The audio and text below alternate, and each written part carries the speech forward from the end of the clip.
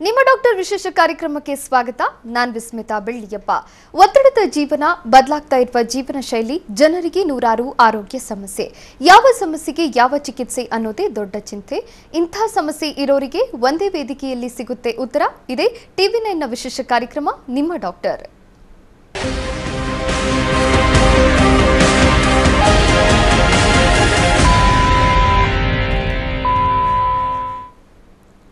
ಜೀವನ ಶೈಲಿ ಬದಲಾದಂತೆಲ್ಲ ಕಾಯಿಲೆಗಳು ತನ್ನಿಂದ ತಾನೇ ಹತ್ತಿರವಾಗ್ತಾ ಹೋಗುತ್ತೆ. ಮನುಷ್ಯನ ದೇಹವನ್ನ ಜರ್ಜರಿಸಗೊಳಿಸೋ ಕಾಯಿಲೆಗಳನ್ನ ಆರ್ಥ್ರೈಟಿಸ್ ಅಂದ್ರೆ ಸಂಧಿವಾತ ಅಂತ ಹೇಳ್ತಾರೆ. ಅದರಲ್ಲೂ ಚಳಿಗಾಲ ಬಂತು ಅಂದ್ರೆ ಸಂಧಿವಾತ ಸಂಬಂಧಿ ಕಾಯಿಲೆಗಳು ಅತಿಯಾಗಿ ಕಾಣಿಸಿಕೊಳ್ಳುತ್ತೆ. ಆರ್ಥ್ರೈಟಿಸ್ ನೋವುಕಾರಕ ಕಾಯಿಲೆ ಇರಬಹುದು, ಆದರೆ ಸರಿಯಾದ ಮುನ್ನೆಚ್ಚರಿಕೆ ಕ್ರಮ ವಹಿಸಿದ್ರೆ ಆ ಕಾಯಿಲೆಯಿಂದ ದೂರವಾಗಬಹುದು. ಅಲ್ಲದೆ ಸಮರ್ಪಕ ಚಿಕಿತ್ಸೆ ಪಡೆಯೋದ್ರಿಂದ ಈ ನೋವಿನಿಂದ ಮುಕ್ತಿ ಹೊಂದಬಹುದು. ಹಾಗಾದ್ರೆ ನಮ್ಮ ಹೋಮಿಯೋಕೇರ್ನಲ್ಲಿ ಆರ್ಥ್ರೈಟಿಸ್ ಹಾಗೂ ಆಸ್ಟಿಯೋ ಆರ್ಥ್ರೈಟಿಸ್ಗೆ ಇರುವ ಚಿಕಿತ್ಸೆಗಳೇನು, ಅದರಲ್ಲೂ ಚಳಿಗಾಲದಲ್ಲಿ ಸಂಧಿವಾತದಿಂದ ಹೇಗೆ ಬಚಾವಾಗಬಹುದು ಅನ್ನೋದರ ಸಂಪೂರ್ಣ ಮಾಹಿತಿಯನ್ನ ಕೊಡೋದಕ್ಕೆ ಹೋಮಿಯೋಕೇರ್ ಇಂಟರ್ನ್ಯಾಷನಲ್ನ ಡಾಕ್ಟರ್ ಆದಂಥ ಡಾಕ್ಟರ್ ಆನಂದ್ ಅವರು ನಮ್ಮ ಜೊತೆಗೆ ಇದ್ದಾರೆ. ಡಾಕ್ಟರ್, ಕಾರ್ಯಕ್ರಮಕ್ಕೆ ಸ್ವಾಗತ. ನಮಸ್ಕಾರ ಡಾಕ್ಟರ್, ಈಗ ಆರ್ಥ್ರೈಟಿಸ್ ಅಂತ ಚಳಿಗಾಲದಲ್ಲಿ ಸಿಕ್ಕಾಪಟ್ಟೆ ಹೆಚ್ಚಾಗುವಂತಹ ಕಾಯಿಲೆ ಇದು. ಹಾಗೆ ಆಸ್ಟಿಯೋ ಆರ್ಥ್ರೈಟಿಸ್ ಅಂದರೆ ಏನು, ಇದು ಹೇಗೆ ಕಾಣಿಸಿಕೊಳ್ಳುತ್ತೆ ಡಾಕ್ಟರ್? ಅದೇ ಆರ್ಥ್ರೈಟಿಸ್ ಅನ್ನೋದೊಂದು ಕಾಮನ್ ಟರ್ಮ್ ಅಂತ ಹೇಳ್ತೀವಿ. ಯಾವುದೇ ಥರ ಒಂದು ಜಾಯಿಂಟ್ಸಲ್ಲಿ ಆಗ್ತಕ್ಕಂಥ ಒಂದು ಇನ್ಫ್ಲಮೇಟ್ರಿ ಚೇಂಜಸ್ ಅಂದರೆ ದೀರ್ಘಕಾಲದಿಂದ ಅಲ್ಲಿ ನೋವು ಉಂಟಾಗುವಂಥದ್ದು ಅಥವಾ ಒಂದು ಸ್ಟ್ರಕ್ಚರಲ್ ಡ್ಯಾಮೇಜ್ ಆಗುವಂಥದ್ದು, ಎಸ್ಪೆಷಲಿ ಕಾರ್ಟಿಲೇಜ್ ಅಂತ ಇರುತ್ತೆ. ಸೊ ಆ ಕಾರ್ಟಿಲೇಜ್ ಟಿಶ್ಯೂ ಅಫೆಕ್ಟ್ ಆಗ್ತಾ ಹೋದಾಗ ಅಲ್ಲಿ ಸ್ಟಿಫ್ನೆಸ್ ತುಂಬ ಜನಕ್ಕೆ ಕಾಣಿಸ್ಕೊಳ್ಳುವಂಥದ್ದು ಅಥವಾ ಊತ ಬರುವಂಥದ್ದು, ಸ್ವೆಲ್ಲಿಂಗ್ ಅಂತ ಹೇಳ್ತೀವಿ. ಈ ಥರದ ಲಕ್ಷಣಗಳು ಕಾಣಿಸ್ಕೊಂಡಾಗ ದೀರ್ಘಕಾಲದಲ್ಲಿ ಜನರಲ್ ಆಗಿ ನಾವು ಅದನ್ನ arthritis, inflammation of A joint ಅಂತ ಹೇಳ್ತೀವಿ. ಈ ಥರದ ಒಂದು ಇನ್ಫ್ಲಮೇಷನ್ ಸ್ಮಾಲರ್ ಜಾಯಿಂಟಿಂದ ಹಿಡಿದು ಲಾರ್ಜ್ ಜಾಯಿಂಟ್ಸ್ವರೆಗೂ ಕೂಡ ಆಗ್ಬೋದು. ಅಂದರೆ ನಮ್ಮ ಬಾಡಿಲಿ ಮಲ್ಟಿಪಲ್ ಜಾಯಿಂಟ್ಸ್ ಇರುತ್ತೆ. ಸ್ಮಾಲರ್ ಜಾಯಿಂಟ್ಸ್ ಅಂತ ಏನು ಕರಿತೀವಿ, ಇಂಟರ್ಫ್ಯಾಲೆಂಜಿಯಲ್ ಜಾಯಿಂಟ್ಸ್ ಅಂದರೆ ಕೈ ಬೆರಳು ಅಥವಾ ರಿಸ್ಟ್, ಈ ಥರದ್ದೆಲ್ಲ ಆ ಥರದ ಒಂದು ಜಾಗದಿಂದ ಹಿಡಿದು ಲಾರ್ಜೆಸ್ಟ್ ಜಾಯಿಂಟ್ಸ್ ಅಂತ ಏನು ಕರಿತೀವಿ, ಮಂಡಿ ಅಥವಾ ಹಿಪ್ ಜಾಯಿಂಟ್ ಅಥವಾ ಶೋಲ್ಡರ್ ಜಾಯಿಂಟ್, ಇಂಥ ಕಡೆಲೆಲ್ಲ ಈ ಒಂದು ಇನ್ಫ್ಲಮೇಟ್ರಿ ಚೇಂಜಸ್ ಆಗ್ತಕ್ಕಂಥದ್ದು ಇರುತ್ತೆ. ಸೊ ಜೊತೆಗೆ ಈ ಥರ ಆಗೋದಕ್ಕೆ ಹಲವಾರು ಕಾರಣಗಳಿರುತ್ತೆ. ಸೊ ಆ ಕಾರಣಕ್ಕೆ ಅನುಸಾರವಾಗಿ ಕೂಡ ಇದನ್ನು ನಾವು ವಿಂಗಡಿಸ್ತೇವೆ. ಸೊ ಅದರಲ್ಲಿ ಹಲವಾರು ಥರದ ಒಂದು ವಿಧಗಳನ್ನ ನಾವು ನೋಡ್ತಕ್ಕಂಥದ್ದು ಇರುತ್ತೆ ಆರ್ಥ್ರೈಟಿಸಲ್ಲಿ. ಅದರಲ್ಲಿ ಒಂದು 5-6 ಟೈಪ್ಸ್ ಆಫ್ ಆರ್ಥ್ರೈಟಿಸ್ ಹೆಚ್ಚು ಜನರಲ್ಲಿ ಕಂಡು ಬರ್ತಕ್ಕಂಥದ್ದು ಇರುತ್ತೆ. ಅದರಲ್ಲಿ ಪ್ರಮುಖವಾದದ್ದು ಅಂತಂದರೆ osteoarthritis, rheumatoid arthritis, gouty arthritis ಅಂತ ಹೇಳ್ತೀವಿ. ಈ 3 ಥರದ ಒಂದು ಆರ್ಥ್ರೈಟಿಸ್ ಅತಿ ಹೆಚ್ಚು ಜನರಲ್ಲಿ ಕಾಣಿಸ್ಕೊಳ್ಳುವಂಥದ್ದು.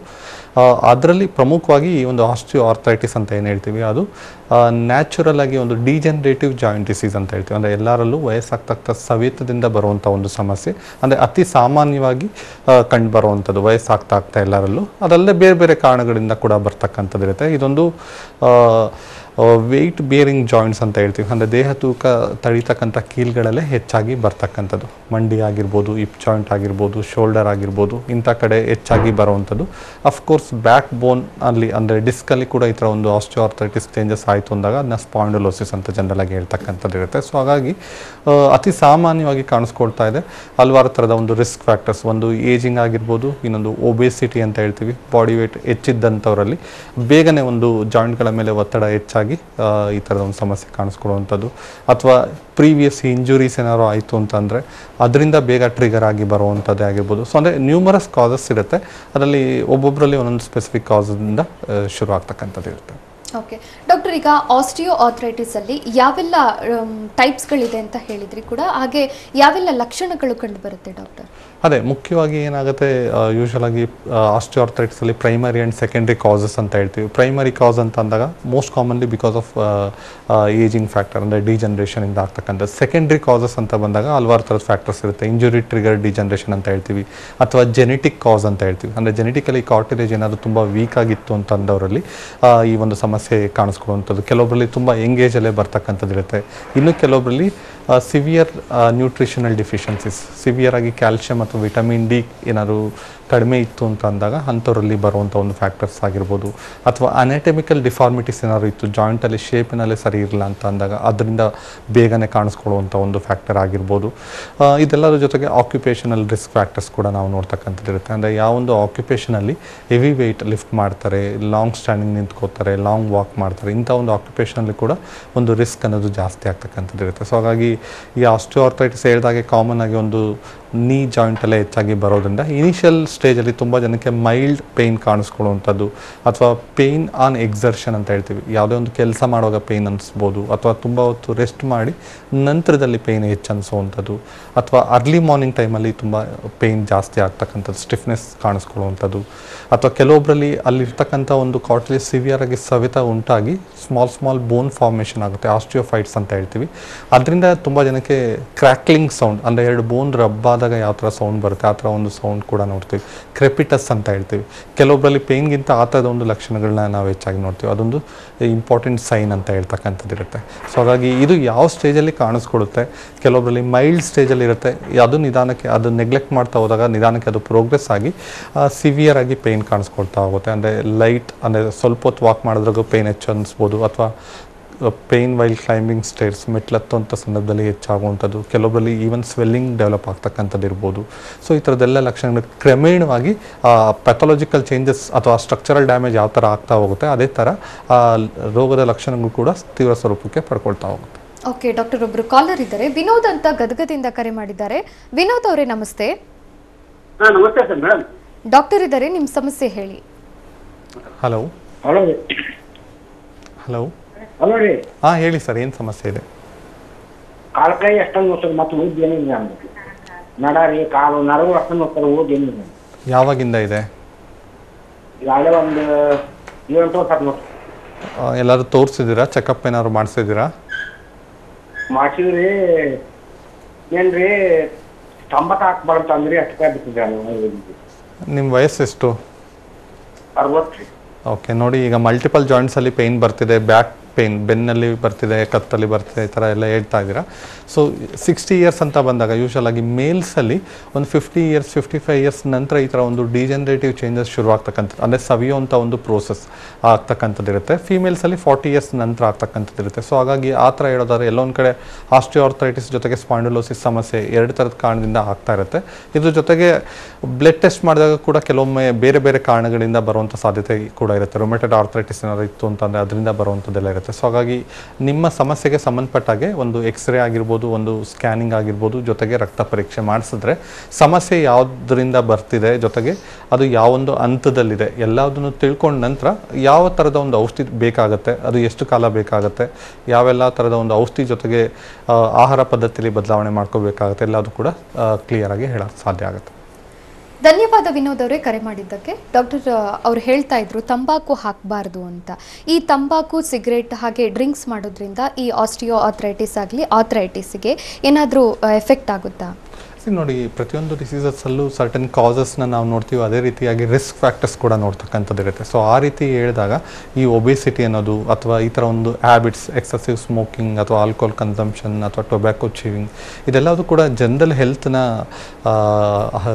ಆಲ್ಟರ್ ಮಾಡ್ತಕ್ಕಂಥದ್ದು ಅಥವಾ ಅಫೆಕ್ಟ್ ಮಾಡ್ತಕ್ಕಂಥದ್ದು ಇರುತ್ತೆ. ಸೊ ಹಾಗಾಗಿ ಇದು ಒಂದು ಕಾಮನ್ ರಿಸ್ಕ್ ಫ್ಯಾಕ್ಟರ್ಸ್ ಅಂತ ಹೇಳ್ತೀವಿ for all the diseases. So specific ಆಗಿ ಹೇಳೋಕ್ಕಾಗದೇ ಇದ್ರೂ ಕೂಡ definitely overall health weak ಆದಾಗ ಈ ಥರದ ಒಂದು ಸಮಸ್ಯೆ ಬರ್ತಕ್ಕಂಥ ರಿಸ್ಕ್ ಕೂಡ ಜಾಸ್ತಿ ಆಗುತ್ತೆ. ಬಟ್ ಈ ಆಸ್ಟಿಯೋಆರ್ಥರೈಟಿಸ್ಸೇ ಬರಬೇಕು ಅಂತಂದಾಗ ಕಲೆಕ್ಟಿವ್ ಫ್ಯಾಕ್ಟರ್ಸ್ ಇರುತ್ತೆ. ಹೇಳಿದಾಗ ಒಬೇಸಿಟಿ ಇರ್ಬೋದು, ಆಕ್ಯುಪೇಷನಲ್ ಫ್ಯಾಕ್ಟರ್ಸ್ ಇರ್ಬೋದು, ಅಥವಾ ತುಂಬ ಜನಕ್ಕೆ ಮುಂಚಿನ ದಿನಗಳಲ್ಲಿ ಮೈಲ್ಡಾಗಿ ಇಂಜುರಿ ಏನಾದ್ರು ಆಗಿರುತ್ತೆ. ಸೊ ಅದರಿಂದ ಟ್ರಿಗರ್ ಆಗಿ ಬಂದಿರುವಂಥದ್ದು, ಅಂದರೆ ಕೆಲವು ವರ್ಷ ನಂತರ ಪೇಯ್ನ್ ಶುರು ಆಗುವಂಥದ್ದು. ಸೊ ಈ ಥರದ್ದೆಲ್ಲ ಅಥವಾ ಏರ್ಲೈನ್ ಫ್ರ್ಯಾಕ್ಚರ್ ಅಂತ ಹೇಳ್ತೀವಿ, ಮೈಲ್ಡಾಗಿ ಆಗಿರುವಂಥದ್ದು. ಸೊ ಆ ಥರದ್ದೆಲ್ಲ ಒಂದು ಕಾರಣಗಳಿರ್ಬೋದು. ಅಥವಾ ಸಾಫ್ಟ್ ಸ್ಟ್ರಕ್ಚರ್ ಡ್ಯಾಮೇಜ್ ಏನಾದ್ರು ಆಯಿತು, ಟೆಂಡನ್ ಅಥವಾ ಲಿಗಮೆಂಟ್ಸ್ ಅಂತ ಇರುತ್ತೆ, ಅದೆಲ್ಲ ಜಾಯಿಂಟನ್ನ ಸ್ಟ್ರೆಂಥನ್ ಮಾಡ್ತಕ್ಕಂಥದ್ದು. ಸೊ ಅದು ಟೇರ್ ಆಯಿತು ಅಂತಂದಾಗಲೂ ಕೂಡ ಚಾನ್ಸಸ್ ಇರ್ತಕ್ಕಂಥ. ಓಕೆ ಡಾಕ್ಟರ್, ಇನ್ನೊಬ್ರು ಕಾಲರ್ ಇದ್ದಾರೆ, ಗೀತಾ ಅಂತ ಚಿತ್ರದುರ್ಗದಿಂದ ಕರೆ ಮಾಡಿದ್ದಾರೆ. ಗೀತಾ ಅವರೇ ನಮಸ್ತೆ. ನಮಸ್ತೆ ಮೇಡಮ್. ಡಾಕ್ಟರ್ ಇದ್ದಾರೆ, ನಿಮ್ಮ ಸಮಸ್ಯೆ ಹೇಳಿ. ಸರ್, ನಮ್ಮ ಅಮ್ಮನಿಗೆ 65 ಇಯರ್ಸ್ ಅವರಿಗೆ. ಈಗ ಓಕೆ, ಅವ್ರಿಗೆ ಫ್ರೋಜನ್ ಶೋಲ್ಡರ್ ಅಂತ ಹೇಳಿದ್ದಾರೆ ಸರ್. ಜಾಯಿಂಟ್ ಬಹಳ ಪೈನ್ ಇದೆ. ಓಕೆ, ಅವ್ರಿಗೆ ಈಗ ಒಂದು 3 months ಇಂದ ಸರ್ ಹತ್ರ ಹೋದ್ರೆ, ಡಾಕ್ಟರ್ ಹತ್ರ ಹೋದ್ರೆ ಅವ್ರು ಬರೀ ಪೈನ್ ಕಿಲ್ಲರ್ ಕೊಡ್ತಿದ್ದಾರೆ. ಓಕೆ, ಮತ್ತೆ ಇಲ್ಲಿ ಆಯುರ್ವೇದಿಕಲ್ ಮಸಾಜ್ ಮಾಡಿಸ್ತೆ ಸರ್, ಅದು ಏನೋ ಯೂಸ್ ಆಗ್ಲಿಲ್ಲ. ಮತ್ತೆ ಫಿಸಿಯೋಥೆರಪಿ ಮಾಡಿಸ್ತೆ, ಅದು ಯೂಸ್ ಆಗ್ತಿಲ್ಲ. ಓಕೆ. ಯಾವಾಗಿಂದ ಇದೆಯಮ್ಮ ಸಮಸ್ಯೆ? ಈಗ ಒಂದು 6 months ಇಂದ ಇದೆ. Okay, fine. ಶೋಲ್ಡರ್ಗೆ ಏಟ್ ಏನಾದ್ರು ಬಿದ್ದಿತ್ತಾ? ಇಲ್ಲ ಸರ್, ಏಟೇನ್ ಬಿದ್ದಿಲ್ಲ. ಓಕೆ, ಯಾವ ಕಡೆ ಶೋಲ್ಡರಲ್ಲಿ ಪೇಯ್ನ್ ಆಗ್ತಿದೆ? ರೈಟ್ ಸೈಡ್ ಬಹಳ ಇದೆ, ಲೆಫ್ಟ್ ಸೈಡ್ ಲೈಟ್ ಆಗಿದೆ. Okay, fine. ಅದೇ most commonly shoulder joint affect ಆದಾಗ ಒಂದು ಕಾಮನ್ ಕಾಸ್ ಅಂದರೆ ಶೋಲ್ಡರ್ ಪೇಯ್ನ್ಗೆ ಬರೋದಕ್ಕೆ ಫ್ರೋಸನ್ ಶೋಲ್ಡರ್ ಒಂದು ಮೋಸ್ಟ್ ಕಾಮನ್ ಕಾಸ್ ಆಗುತ್ತೆ. ನೋಡಿ, ಈಗ ರೀಸೆಂಟಾಗಿ ಶುರುವಾಗಿದೆ ಅಂತ ಹೇಳ್ತಾ ಇದ್ದೀರಾ. ಸೊ ಇನಿಷಿಯಲ್ ಸ್ಟೇಜಲ್ಲೇ ಇರುತ್ತೆ, ಅಂದರೆ ಮೈಲ್ಡ್ ಸ್ಟೇಜ್ ಅಂತ ಹೇಳ್ತೀವಿ. ಸೊ ಇಂಥ ಟೈಮಲ್ಲಿ ಔಷಧಿ ಮೂಲಕ ಸರಿಪಡಿಸುವಂಥ ಸಾಧ್ಯತೆ ಹೆಚ್ಚಾಗಿರುತ್ತೆ. ಜೊತೆಗೆ ಎಕ್ಸ್ಟರ್ನಲಿ ಅಪ್ಲಿಕೇಶನ್ಸ್ ಇರ್ಬೋದು ಅಥವಾ ಫಿಸಿಯೋಥೆರಪಿ ಈ ಥರದ್ದೆಲ್ಲದು ಕೂಡ ಸಪೋರ್ಟಿವ್ ಟ್ರೀಟ್ಮೆಂಟ್ ಥರ ಹೆಲ್ಪ್ ಮಾಡ್ತಕ್ಕಂಥದ್ದು ಇರುತ್ತೆ. ನೋಡಿ, ಹೋಮಿಯೋಪತಿ ಔಷಧಿಯಲ್ಲಿ ಈ ಥರ ಒಂದು ರೂಟ್ ಕಾಸನ್ನು ಟ್ರೀಟ್ ಮಾಡೋ ಥರ ಒಂದು ಮೆಡಿಕೇಷನ್ಸ್ನ ರೆಕಮೆಂಡ್ ಮಾಡ್ತೀವಿ. ಸೊ ಇದುವರೆಗೂ ತಾವು ರೆಕಮೆಂಡ್ ಮಾಡಿಲ್ಲ ಅಂದರೆ ಇದೊಂದು ರೈಟ್ ಟೈಮ್ ಶುರು ಮಾಡೋದಕ್ಕೆ. ನಿಧಾನಕ್ಕೆ ಕಡಿಮೆನೂ ಆಗುತ್ತೆ, ಲಾಂಗ್ ಟರ್ಮಲ್ಲಿ ಸಸ್ಟೈನ್ ಆಗ್ತಕ್ಕಂಥದ್ದು ಇರುತ್ತೆ. ಧನ್ಯವಾದ ಗೀತಾ ಅವರೇ ಕರೆ ಮಾಡಿದ್ದಕ್ಕೆ. ಕೃಷ್ಣ ಅಂತ ಬಿಡದಿಯಿಂದ ಕರೆ ಮಾಡಿದ್ದಾರೆ. ಕೃಷ್ಣ ಅವರೇ ನಮಸ್ತೆ. ನಮಸ್ತೆ ಡಾಕ್ಟರ್ ಇದ್ದಾರೆ, ನಿಮ್ಮ ಸಮಸ್ಯೆ ಹೇಳಿ. ಹಲೋ. ನಮಸ್ತೆ ಸರ್, ಹೇಳಿ ಸರ್, ನನಗೆ ಈಗ 2 ವರ್ಷದಿಂದ ಹಲೋ ಹೇಳಿ ಸರ್, ಕೇಳಿಸ್ತಿದೆ. ನನಗೆ ಹಳೆ ಏಟ್ ಈಗ ನನಗೆ ಸ್ವಲ್ಪ ಕಷ್ಟ ಆಗ್ತಾ ಇದೆ ಓಡಾಡಕ್ಕೆ. ಓಕೆ, ನಡೆಯಕ್ಕಾಗಲ್ಲ, ಕುತ್ಕೊಳ್ಳಕ್ಕೆ ಆಗಲ್ಲ, ಎಲ್ಲಿ ನೋವು ಬರ್ತಿದೆ ನಿಮ್ಗೆ? ಕುತ್ಕೊಳ್ಳಕ್ಕಾಗಲ್ಲ. ಓಕೆ, ಯಾವುದೇ ಪೇನ್ ಇಲ್ಲ. ಅಲ್ಲ, ಯಾವ ಕೀಲಲ್ಲಿ ಪೇಯ್ನ್ ಇದೆ? ಎಲ್ಲೂ ನೋವಿಲ್ಲ ಸರ್. ಓಕೆ, ಎದ್ದೋಳಕ್ಕಾಗಲ್ಲ, ಕುತ್ಕೊಂಡ್ರೆ ನಡೆಯೋಕ್ಕಾಗಲ್ಲ. ಅಂದರೆ ಸ್ಟಿಫ್ನೆಸ್ ಇದೆ ಅಂತ ಹೇಳ್ತಿದ್ದೀರಾ? ಹೌದು ಸರ್, Okay. ಸ್ಟ್ರೆಂತ್ ಕಮ್ಮಿ ಇದೆ ಅದರಲ್ಲಿ. ಏಜ್ ಎಷ್ಟು ತಮ್ಮದು? 55. ಓಕೆ, ಯಾವಾಗಿಂದ ಆಗ್ತಾಯಿದೆ ಈ ಥರ? ಸರ್, ನಿಮಗೀಗ 2 ವರ್ಷದಿಂದ ಕಾಣಿಸ್ಕೊತೇವೆ, 2 years ಅಲ್ಲಿ. ಓಕೆ, ಅದು ಬತ್ತಾ ಬತ್ತಾ ಒಂದು 7-8 ತಿಂಗಳಿಂದ ಜಾಸ್ತಿ ಆಗ್ತು. ಬ್ಲಡ್ ಟೆಸ್ಟ್ ಏನಾದ್ರು ಮಾಡಿಸಿದ್ದೀರಾ? ಎಲ್ಲ MRI ಸ್ಕ್ಯಾನಿಂಗ್ ಮಾಡ್ತಿದ್ದೀನಿ, ಬ್ಲಡ್ ಟೆಸ್ಟಿಂಗ್ ಎಲ್ಲ ಮಾಡ್ತಿದ್ದೀನಿ. ಓಕೆ, ಎಲ್ಲ ನೆಗೆಟಿವ್ ಅಂತ ಬಂದಿದೆ. ಓಕೆ. ಹೆಚ್ಚಾಗಿ ಈಗ ಕೈಗಳಲ್ಲಿ ಆಗ್ತಿದೆ, ಕಾಲುಗಳಲ್ಲಿ ಬರ್ತಿದೆಯಾ ಜಾಸ್ತಿ ಈ ಥರ ಸ್ಟಿಫ್ನೆಸ್? ಸ್ಟಾರ್ಟಿಂಗು ಕಾಲು ಎಡಗಾಲು ಶುರು ಆಯ್ತು, ಓಕೆ, ಆಮೇಲೆ ಎಡಗೈ ಶುರು ಆಯ್ತು. ಓಕೆ, ಈಗ ಬಲಗಡೆಗೂ ಸ್ವಲ್ಪ ಕಾಣಿಸ್ಕೊತಿದೆ ಸರ್, ಸ್ಟ್ರೆಂತ್. ಫೈನ್. ನೋಡಿ, ಯೂಶ್ವಲಾಗಿ ಈ ಥರ ಒಂದು ಮಲ್ಟಿಪಲ್ ಜಾಯಿಂಟ್ಸಲ್ಲಿ ಪೇಯ್ನೇ ಬರಬೇಕಂತಲ್ಲ, ಈ ಥರ ಸ್ಟಿಫ್ನೆಸ್ ಶುರುವಾಗ್ತಿದೆ ಅಂದರೂ ಕೂಡ ಅದು ಕೂಡ ಒಂದು ಆರ್ಥರೈಟಿಸ್ನ ಲಕ್ಷಣಗಳೇ.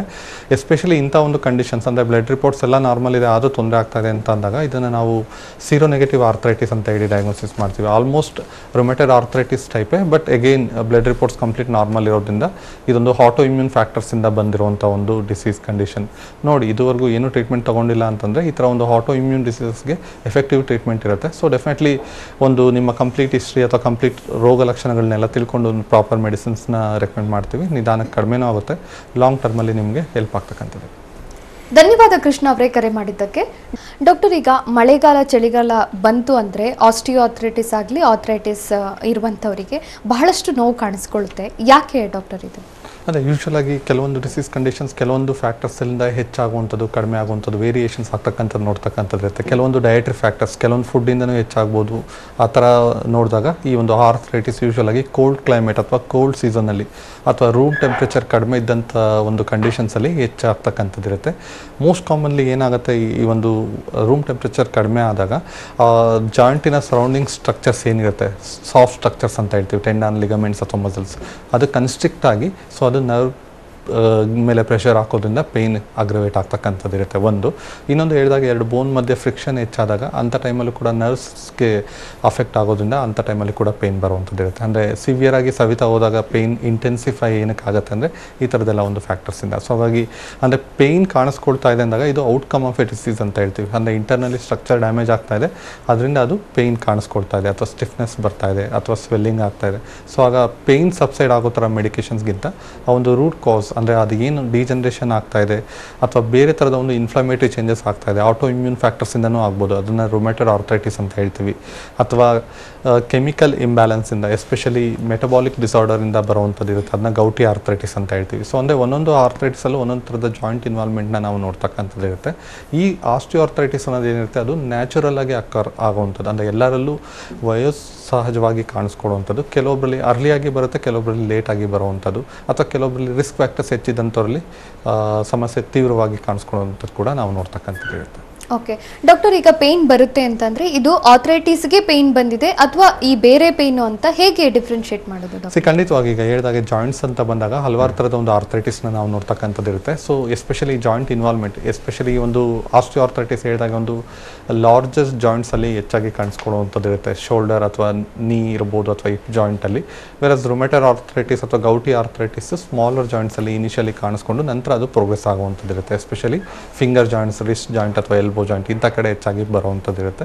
ಜೊತೆಗೆ ಹೇಳಿದಾಗೆ ಬೇರೆ ಬೇರೆ ಥರದ ಆರ್ಥರೈಟಿಸಲ್ಲಿ ಹಲವಾರು ಥರದ ಲಕ್ಷಣಗಳು. ರುಮೆಟರ್ ಆರ್ಥರೈಟಿಸಲ್ಲಿ ಜಾಯಿಂಟ್ಸ್ ಪೇನಿನ ಜೊತೆಗೆ ರಿಕರೆಂಟಾಗಿ ಫೀವರ್ ಬರುವಂಥದ್ದು ಅಥವಾ ಜನರಲ್ ಹೆಲ್ತ್ ಅಫೆಕ್ಟ್ ಆಗಿ ಅವರ ವೆಯ್ಟ್ ಲಾಸ್ ಆಗುವಂಥದ್ದು ಅಥವಾ ಬೇರೆ ಬೇರೆ ಥರದ ಕಾಂಪ್ಲಿಕೇಶನ್ಸ್ ಕೂಡ ನಾವು ನೋಡ್ತಕ್ಕಂಥದ್ದು ಇರುತ್ತೆ. ವೆರಸ್ ಆಸ್ಟಿಯೋ ಆರ್ಥರೈಟಿಸಲ್ಲಿ ಎಕ್ಸೆಪ್ಟ್ ಪೇನ್ ಅಥವಾ ಸ್ವೆಲ್ಲಿಂಗ್ ಬಿಟ್ಟು ಬೇರೆ ಥರದ ಲಕ್ಷಣಗಳು ಕಾಣಿಸ್ಕೊಳ್ಳುವಂಥದ್ದಿಲ್ಲ. ಜೊತೆಗೆ ಮೈಲ್ಡ್ ಆಗಿ ಶುರುವಾಗಿ ನಿಧಾನಕ್ಕೆ ಅದು ಪ್ರೋಗ್ರೆಸ್ ಆಗ್ತಾ ಹೋಗ್ತಕ್ಕಂಥದ್ದು. ಓಕೆ ಡಾಕ್ಟರ್, ಒಬ್ರು ಕಾಲರ್ ಇದ್ದಾರೆ, ಲಕ್ಷ್ಮೀ ದೇವಮ್ಮ ಅಂತ ಶ್ರೀರಂಗಪಟ್ಟಣದಿಂದ ಕರೆ ಮಾಡಿದ್ದಾರೆ. ಲಕ್ಷ್ಮೀ ದೇವಮ್ಮ ಅವರಿಗೆ ನಮಸ್ತೆ.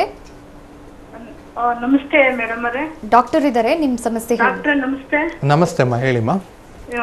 ಬೆಳ್ಳುಗಳು ಒಂಥರ ಬೆಂಡಾದಂಗೆ ಒಂಥರ ಜೋಗಿಕ್ಕತ್ತದಲ್ಲ ಆ ತರ ಬೆಳ್ಳುಗಳು, ಎಡಗೈ ಬೆಳ್ಳುಗಳು. ಯಾವಾಗಿಂದ ಇದೆಯಮ್ಮ? ಬೆಳ್ಳುಗಳು ಮಾತ್ರ. ಅದೇ ಯಾವಾಗಿಂದ ಆಗ್ತಾ ಇದೆ ಈ ಥರ? ಹಿಂಗೆ ಆಯ್ತಾ, ಹಿಂಗೆ 2 ತಿಂಗಳಿಂದ ಹಿಂಗೆ ಆಯ್ತಾ ಇದ್ರೆ.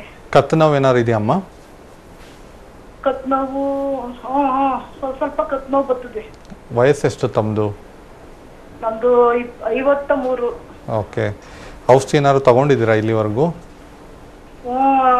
ತಗೊಂಡಾಗಿ ನರಿನ್ ಡಾಕ್ಟರ್ ಹತ್ರ ತೋರಿಸ್ದೆ, ಮಾತ್ರೆ ಬರ್ದಿದ್ದಾರೆ. ಓಕೆ. ಅದೇಮ್ಮ ನೋಡಿ, ಈಗ ಇದರ ಒಂದು ಕೈಗಳಲ್ಲಿ ಜೋಮ್ ಬರೋದಕ್ಕೆ ಮುಖ್ಯವಾಗಿ ನರ್ವ್ ಕಂಪ್ರೆಸ್ ಆದಾಗ ಆಗಂಥದ್ದು ಇರುತ್ತೆ. ಎಸ್ಪೆಷಲಿ ಕತ್ತಿನ ಭಾಗದಲ್ಲಿ ಏನಾದರೂ ಈ ಥರ ನರಕ್ಕೆ ಒತ್ತಿತು ಅಂತ ಅಂದರೆ ಡಿಸ್ಕ್ ಸವಿಯುವಂಥದ್ದು ಅಥವಾ ಬಲ್ಜ್ ಆಗುವಂಥ ಒಂದು ಕಾರಣದಿಂದ ಈ ಥರ ಒಂದು ಕೈಗಳಲ್ಲಿ ಅಥವಾ ಭುಜಗಳಲ್ಲಿ ನಮ್ನೆಸ್ ಬರೋ ಥರ ಅಥವಾ ತಲೆ ಹಿಂಭಾಗದಲ್ಲಿ ಕೂಡ ಕೆಲವೊಬ್ಬರಲ್ಲಿ ಪೇಯ್ನ್ ಬರುವಂಥದ್ದೆಲ್ಲ ನೋಡ್ತಕ್ಕಂಥದ್ದು ಇರುತ್ತೆ. ಯೂಶ್ವಲಾಗಿ ಇದನ್ನು ಸರ್ವೈಕಲ್ ಸ್ಪಾಂಡುಲೋಸಿಸ್ ಅಂತ ಹೇಳ್ತೀವಿ. ಎಲ್ಲೊಂದು ಕಡೆ ಆ ಥರದ ಒಂದು ಕಾರಣದಿಂದ ನಿಮ್ಮಲ್ಲಿ ಬರ್ತಾ ಇರ್ಬೋದು. ಒಂದು ಕತ್ತಿಂದ ಎಕ್ಸ್ರೇ ಅಥವಾ ಒಂದು CT ಸ್ಕ್ಯಾನ್ ಮಾಡಿದ್ರೆ ಕ್ಲಿಯರಾಗಿ ಗೊತ್ತಾಗುತ್ತೆ. ಜೊತೆಗೆ ಇದು ಇನಿಷಿಯಲ್ ಸ್ಟೇಜಲ್ಲಿ ಅಂದರೆ ಪ್ರಥಮ ಹಂತದಲ್ಲೇ ಇರೋದ್ರಿಂದ ಇಂಥ ಟೈಮಲ್ಲೇ ಒಂದು ಪ್ರಾಪರ್ ಮೆಡಿಕೇಶನ್ಸ್ ತಗೊಂಡ್ರೆ ಸಮಸ್ಯೆನ ಸಂಪೂರ್ಣವಾಗಿಯೇ ಸರಿಪಡಿಸ್ಬೋದು. ಧನ್ಯವಾದ ಕರೆ ಮಾಡಿದ್ದಕ್ಕೆ. ಅಂಬರೀಶ್ ಅಂತ ಧಾರವಾಡದಿಂದ ಕರೆ ಮಾಡಿದ್ದಾರೆ. ಅಂಬರೀಶ್ ಅವರೇ ನಮಸ್ತೆ. ಅಂಬರೀಶ್ ಅವರೇ, ನನ್ನ ಧ್ವನಿ ಕೇಳಿಸ್ತಾ ಇದೆಯಾ? ಕೇಳಿಸ್ತಾ ಇದೆ, ಹೇಳಿ ಮೇಡಮ್. ಡಾಕ್ಟರ್ ಇದ್ದಾರೆ, ನಿಮ್ಮ ಸಮಸ್ಯೆ ಹೇಳಿ. ಹಲೋ, ನಮಸ್ತೆ ಮೇಡಮ್. ಟಿವಿ ನೋಡ್ಕೊಂಡು ಮಾತಾಡಬೇಡಿ ಅಂಬರೀಶ್ ಅವರೇ, ಡಾಕ್ಟರ್ ಇದ್ರೆ ನಿಮ್ಮ ಸಮಸ್ಯೆ ಹೇಳಿ. ಸರಿ ಮೇಡಮ್. ಹಲೋ, ಸಂಪರ್ಕ ಕಟ್ ಆಗಿದೆ ಅನ್ಸುತ್ತೆ ಡಾಕ್ಟರ್. ಈಗ ಆರ್ಥರೈಟಿಸ್ ಅಲ್ಲಿ ಯಾವ ರೀತಿಯಾದಂಥ ಕಾಂಪ್ಲಿಕೇಶನ್ಸ್ಗಳೆಲ್ಲ ಇರುತ್ತೆ? ಅದೇ ನಾನು ಹೇಳಿದಾಗ ಈಗ ಹಲವಾರು ಥರದ ಆರ್ಥರೈಟಿಸಲ್ಲಿ ಹಲವಾರು ಥರದ ಕಾಂಪ್ಲಿಕೇಶನ್ಸ್ನ ನಾವು ನೋಡ್ತೀವಿ. ಆಸ್ಟಿಯೋಆರ್ಥರೈಟಿಸಲ್ಲಿ ಆ ಥರ ಒಂದು ಲೈಫ್ ಥ್ರೆಟ್ನಿಂಗ್ ಕಾಂಪ್ಲಿಕೇಶನ್ಸ್ ಅಲ್ಲದೇ ಇದ್ರೂ ಕೂಡ ನಿಧಾನಕ್ಕೆ ಈ ಕಾರ್ಟಿಲೇಜ್ ಅಂತ ಏನಿರುತ್ತೆ ಅದು ಎಂಡ್ ಕವರಿಂಗ್ ಆಫ್ ದ ಬೋನಲ್ಲಿ ಇರ್ತಕ್ಕಂಥ ಒಂದು ಇಂಪಾರ್ಟೆಂಟ್ ಸ್ಟ್ರಕ್ಚರ್. ಸೊ ಅಂಥ ಒಂದು ಕಾರ್ಟಿಲೇಜ್ ಸವಿತಾ ಹೋದಾಗಲೇ ಈ ಥರ ಒಂದು ಪೇಯ್ನ್ ಬರೋದು, ಸ್ವೆಲ್ಲಿಂಗ್ ಆಗ್ತಕ್ಕಂಥದ್ದೆಲ್ಲ ಇರುತ್ತೆ. ಸೊ ಕಾರ್ಟಿಲೇಜ್ ಡಿಜನರೇಷನ್ ಜಾಸ್ತಿ ಆಗ್ತಾ ಹೋದಾಗ ಏನಾಗುತ್ತೆ, ಆ ಎಂಡ್ ಬೋನ್ ಕೂಡ ಎರೋಷನ್ಸ್ ಆಗ್ತಕ್ಕಂಥ ಸಾಧ್ಯತೆ ಇರುತ್ತೆ. ಸೊ ಅದೆಲ್ಲದು ಕೂಡ ನಿಧಾನಕ್ಕೆ ಆಗ್ತಾ ಹೋದಾಗ ಏನಾಗುತ್ತೆ, ಅಡ್ವಾನ್ಸ್ ಸ್ಟೇಜ್ಗೆ ತಲುಪುವಂಥದ್ದು. ಅಂದರೆ ಪೇಯ್ನ್ ಸಿವಿಯರ್ ಆಗ್ತಾ ಹೋಗುತ್ತೆ. ಅವರ ಫಿಸಿಕಲ್ ಆ್ಯಕ್ಟಿವಿಟಿ ಅನ್ನೋದು ತುಂಬ ಕಡಿಮೆ ಆಗ್ತಾ ಬರುತ್ತೆ. ಅಂದರೆ ಮುಂಚೆ ಥರ ಅವರು ನಡೆಯೋಕ್ಕಾಗದೇ ಇರ್ಬೋದು ಅಥವಾ ಲಾಂಗ್ ಸ್ಟ್ಯಾಂಡಿಂಗ್ ನಿಂತ್ಕೊಳ್ಳೋಕ್ಕಾಗದೇ ಇರುವಂಥದ್ದು, ಈ ಥರದ್ದೆಲ್ಲ ಲಕ್ಷಣಗಳು ಕಾಣಿಸ್ಕೊಂಡು ನಂತರದಲ್ಲಿ ಅಂದರೆ ಸಿವಿಯರ್ ಆಗಿ ಅದು ಜಾಯಿಂಟ್ ಡಿಜನರೇಟ್ ಆಯಿತು, ಸವಿತಾ ಹೋಯಿತು ಅಂತಂದಾಗ ಜಾಯಿಂಟ್ ಸ್ಪೇಸ್ ಏನಿರುತ್ತೆ ಅದು ನ್ಯಾರೋ ಆಗಿ ತುಂಬ ಅಫೆಕ್ಟ್ ಆಗಿ ಅವ್ರಿಗೆ ಕೊನೆಗೆ ಜಾಯಿಂಟ್ ರಿಪ್ಲೇಸ್ಮೆಂಟ್ ಮಾಡುವಂಥ ಒಂದು ಹಂತಕ್ಕೆ ತಲುಪೋ ಸಾಧ್ಯತೆ ಇರುತ್ತೆ. ಸೊ ಹಾಗಾಗಿ ಈ ಥರದ ಒಂದು ಪ್ರೋಸೆಸ್ ಆಗೋದಕ್ಕೆ ತುಂಬ ವರ್ಷಗಳು ಬೇಕಾಗುತ್ತೆ. ಅಂದರೆ ಇದೊಂದು ಸ್ಲೋ ಪ್ರೋಗ್ರೆಸಿವ್ ಡಿಸೀಸ್ ಅಂತ ಹೇಳ್ತೀವಿ. ನಿಧಾನಕ್ಕೆ ಶುರುವಾಗುತ್ತೆ, ನಿಧಾನಕ್ಕೆ ಅದು ಪ್ರೋಗ್ರೆಸ್ ಆಗುತ್ತೆ. ಸರಿಯಾಗಿ ಔಷಧಿ ತಗೊಳ್ಳದೇ ಇದ್ದಾಗ ಅಥವಾ ನೆಗ್ಲೆಕ್ಟ್ ಮಾಡಿದಾಗ ಅಥವಾ ಮತ್ತೆ ಅದೇ ಥರದ ಒಂದು ಆ್ಯಕ್ಟಿವಿಟೀಸ್ ಮಾಡಿದಾಗ ಆ ಒಂದು ಹಂತಕ್ಕೆ ಹೋಗ್ತಕ್ಕಂಥದ್ದು ಇರುತ್ತೆ. ಸೊ ಹಾಗಾಗಿ ಬೇರೆ ಥರದ ಕಾಂಪ್ಲಿಕೇಶನ್ಸ್ ಅಲ್ಲದೇ ಇದ್ರೂ ಕೂಡ ಆ ಜಾಯಿಂಟ್ ಅಫೆಕ್ಟ್ ಆಗ್ತಕ್ಕಂಥದ್ದೇ ಒಂದು ಮೋಸ್ಟ್ ಮೇನ್ ಕಾಂಪ್ಲಿಕೇಶನ್ ಅಂತ ಹೇಳ್ತೀವಿ. ಜೊತೆಗೆ ಕೆಲವೊಬ್ಬರಲ್ಲಿ ಡಿಫಾರ್ಮಿಟೀಸ್ ಕೂಡ ನಾವು ನೋಡ್ತಕ್ಕಂಥ ಆ ಜಾಯಿಂಟಿನ ಶೇಪ್ ಕೂಡ ಗ್ರ್ಯಾಜುವಲ್ ಆಗಿ ಚೇಂಜ್ ಆಗ್ತಾ ಹೋಗ್ತಕ್ಕಂಥದ್ದು. ಓಕೆ ಡಾಕ್ಟರ್, ಹೋಮಿಯೋ ಕೇರ್ ಇಂಟರ್ನ್ಯಾಷನಲ್ನಲ್ಲಿ ಯಾವ ರೀತಿಯಾದಂಥ ಟ್ರೀಟ್ಮೆಂಟ್ ಸಿಗುತ್ತೆ ಈ ಆರ್ಥರೈಟಿಸ್ಗೆ? ಅದೇ ಆಸ್ಟಿಯೋಆರ್ಥರೈಟಿಸ್ ಅಥವಾ ಆರ್ಥರೈಟಿಸ್ ಇನ್ ಜನರಲ್ ಆಗಿ ಹೇಳೋದಾದರೆ ಹೋಮಿಯೋಪತಿ ಔಷಧಿಯಲ್ಲಿ ಎಸ್ಪೆಷಲಿ ಹೋಮಿಯೋ ಕೇರ್ ಇಂಟರ್ನ್ಯಾಷನಲಲ್ಲಿ ಕಾನ್ಸ್ಟಿಟ್ಯೂಷನಲ್ ಆ್ಯಂಡ್ ಆ್ಯಂಟಿಮ್ಯಾಸ್ಮ್ಯಾಟಿಕ್ ಟ್ರೀಟ್ಮೆಂಟ್ ಅಂತ ಹೇಳಿ ರೆಕಮೆಂಡ್ ಮಾಡ್ತೀವಿ ಯೂಶ್ವಲಾಗಿ. ಅಂದರೆ ಪ್ರತಿಯೊಂದು ಆರ್ಥರೈಟಿಸಲ್ಲೂ ಒಂದೊಂದು ನಿರ್ದಿಷ್ಟವಾದಂಥ ಕಾರಣಗಳಿರುತ್ತೆ. ಒಂದು ಜೆನೆಟಿಕ್ ಫ್ಯಾಕ್ಟರ್ಸಿಂದ ಇಂಡ್ಯೂಸ್ ಆಗಿ ಬಂದಿರುವಂಥದ್ದು ಅಥವಾ ಕೆಲವೊಂದು ರಿಸ್ಕ್ ಫ್ಯಾಕ್ಟರ್ಸಿಂದ ಒಬೇಸಿಟಿ ಇರ್ಬೋದು ಅಥವಾ ಅವರ ಆಕ್ಯುಪೇಷನಲ್ ರಿಸ್ಕ್ ಫ್ಯಾಕ್ಟರ್ಸ್ ಇರ್ಬೋದು. ಇನ್ನು ಕೆಲವೊಬ್ಬರಲ್ಲಿ ರೋಗದ ಲಕ್ಷಣಗಳು ವಿಭಿನ್ನವಾಗಿರುತ್ತೆ. ಕೆಲವೊಬ್ಬರಲ್ಲಿ ರೈಟ್ ನೀ ಮಾತ್ರ ಅಫೆಕ್ಟ್ ಆಗಿರುತ್ತೆ, ಕೆಲವೊಬ್ಬರಲ್ಲಿ ಲೆಫ್ಟ್ ನೀನಲ್ಲಿ ಪೇಯ್ನ್ ಬರ್ತಾ ಇರುತ್ತೆ ಅಥವಾ ಎರಡು ಕಡೆ ಪೇಯ್ನ್ ಬರ್ತಿರುತ್ತೆ. ಸೊ ಆ ಥರ ಒಂದು ರೋಗ ಲಕ್ಷಣಗಳನ್ನೆಲ್ಲ ತಿಳ್ಕೊಂಡು ಅದಕ್ಕೆ ಸೂಕ್ತವಾದಂಥ ಒಂದು ಮೆಡಿಸಿನ್, ಸಿಂಪ್ಟಮ್ ಬೇಸ್ಡ್ ಟ್ರೀಟ್ಮೆಂಟ್ ಅಂತ ಹೇಳ್ತೀವಿ. ಸೊ ಈ ಥರದ ಒಂದು ಮೆಡಿಸಿನ್ಸ್ ಮೂಲಕ ಆ ಒಂದು ಡಿಜನರೇಟಿವ್ ಚೇಂಜಸ್ ಏನಾಗ್ತಾ ಇದೆ ಅದನ್ನ ಸ್ಲೋ ಡೌನ್ ಮಾಡಿ ಸ್ಟ್ರೆಂಥನ್ ಮಾಡೋ ಥರ ಒಂದು ಜಾಯಿಂಟ್ಸ್ ಕ್ಯಾಪ್ಸೂಲ್ ಅಥವಾ ಜಾಯಿಂಟ್ನ ಸ್ಟ್ರೆಂಥನ್ ಮಾಡೋ ಥರ ಮೆಡಿಕೇಷನ್ಸ್ ಕೊಟ್ಟಾಗ ಏನಾಗುತ್ತೆ, ನಿಧಾನಕ್ಕೆ ಕಡಿಮೆನೂ ಆಗುತ್ತೆ, ಲಾಂಗ್ ಟೈಮಲ್ಲಿ ಅವ್ರಿಗೆ ಕಂಪ್ಲೀಟಾಗಿ ವಾಸಿ ಆಗ್ತಕ್ಕಂಥ ಸಾಧ್ಯತೆ ಕೂಡ ಹೆಚ್ಚಾಗಿರುತ್ತೆ. ಓಕೆ ಡಾಕ್ಟರ್, ಇಷ್ಟು ಹೊತ್ತು ಆರ್ಥ್ರೈಟಿಸ್ ಹಾಗೆ ಆಸ್ಟಿಯೋ ಆರ್ಥ್ರೈಟಿಸ್ ಬಗ್ಗೆ ಬಹಳಷ್ಟು ಮಾಹಿತಿಗಳನ್ನು ತಿಳಿಸ್ಕೊಟ್ರಿ, ಧನ್ಯವಾದಗಳು. ನಮಸ್ತೆ. ಅಡ್ರೆಸ್ ಪ್ಲೇಟ್ ಹೀಗಿದೆ, ನೋಟ್ ಮಾಡ್ಕೊಳ್ಳಿ. Homeocare international private limited, Bengaluru ಶಾಖೆಗಳು ಜಯನಗರ, ಮಲ್ಲೇಶ್ವರಂ, ಇಂದಿರಾನಗರ, HSR ಲೇಔಟ್. ಇತರೆ ಶಾಖೆಗಳು ದಾವಣಗೆರೆ, ಬೆಳಗಾವಿ, ಹುಬ್ಬಳ್ಳಿ, ಶಿವಮೊಗ್ಗ, ತುಮಕೂರು, ವಿಜಯಪುರ, ಬೀದರ್, ಹಾಸನ, ಮೈಸೂರು, ಮಂಗಳೂರು, ಕಲಬುರಗಿ, ಬಳ್ಳಾರಿ. ದೂರವಾಣಿ ಸಂಖ್ಯೆ ಹೀಗಿದೆ 9550000133. ಮತ್ತೊಂದು ಸಂಖ್ಯೆ 180010081212. ಇದಾಗಿತ್ತು ಇವತ್ತಿನ ನಿಮ್ಮ ಡಾಕ್ಟರ್ ವಿಶೇಷ ಕಾರ್ಯಕ್ರಮ. ನಿರಂತರ ಸುದ್ದಿಗಾಗಿ ನೋಡ್ತಾ ಇರಿ TV9.